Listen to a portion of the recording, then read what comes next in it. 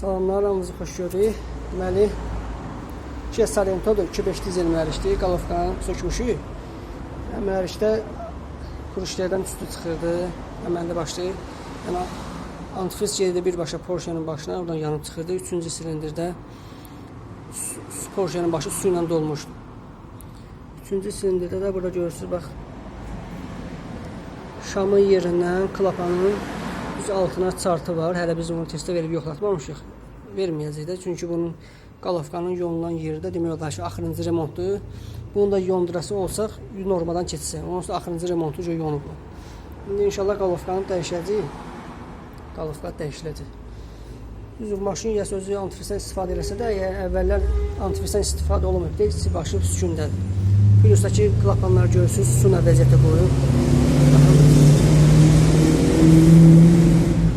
Ola bilər ki, əvvəllər cənazaqda farsuka çox belə bilər, eləyə bilər, onunla bağlı problemdir. Amma belə giriş klapanları bərbad gündədir, görürsünüz. Ən çox da bu 3 silindirdə su gedir. Yəni, bunların da giriş klapanları bərbad gündədir.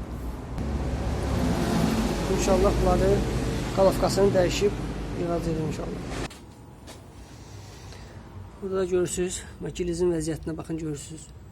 Su gedib püskünə qoyub gilizi. Əslində belə gilizləri qanuni çıxarıb, gilizovka olunub təzədən yığılmalıdır. İndi mən bunun için əyriliyinə baxacağım. Görüm içində əyrilik varmı? Varsa nə qədər var? İnşallah onu da baxıb deyəcəm. Görürsünüz. Birinci silindirdə elədi, ikinci, üçüncü silindirdə elədi. Üçüncü silindir təmizdir. Ola bilər ki, sonradan profilakka yanında bu hissələrdən həmişə boltlar boşalır. Ondan sonra bu hissələrdən də 4-cü silindirə yüngül verə bilər. Ancaq 4-cü silindirin belə gözü təmizdir. Birinci silindir 1, 2, 3 əsas su bunlara gedib. Su, o klapanları üstünə qoyub. Antifrizdən işləməsinə baxmayaraq içi bərbad gündədir. Yəni ola bilər ki, siz antifrizdən istifadə edirsiniz, amma sizdən qabaq necə istifadə ediblər, bax, o da maraqlıdır.